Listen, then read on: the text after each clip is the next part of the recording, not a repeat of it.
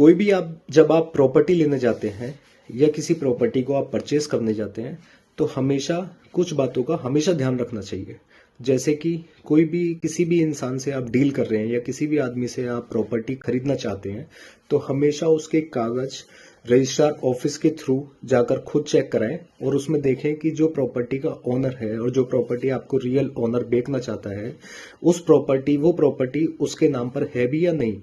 अगर है तो हमेशा ये ध्यान रखिए कि आजकल काफी चीजों में देखा जा रहा है कि क्या होता है कि एग्रीमेंट टू सेल करवा लेते हैं लोग।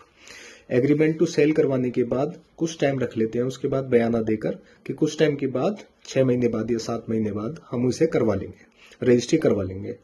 लेकिन उसमें डिस्प्यूट हो जाता है काफी बार कि प्रॉपर्टी के पैसे अरेंजमेंट नहीं हो पाते हैं कई लोगों के पास। और कई बार ये होता है कि जो प्रॉपर्टी ओनर होता है उसमें उसके रेट या उसमें रेट बढ़ जाते हैं और उससे वो ये आपसे बोलता है कि भाई इस प्रॉपर्टी के पहले पैसे ये थे और अब प्रॉपर्टी रेट बढ़ चुके हैं।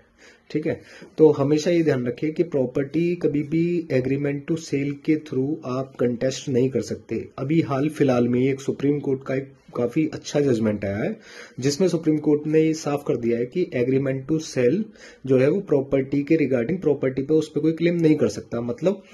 कि अगर एग्रीमेंट टू सेल हुआ है आप दोनों के बीच में तो उससे ओनरशिप राइट का कोई मतलब नहीं है जब तक कि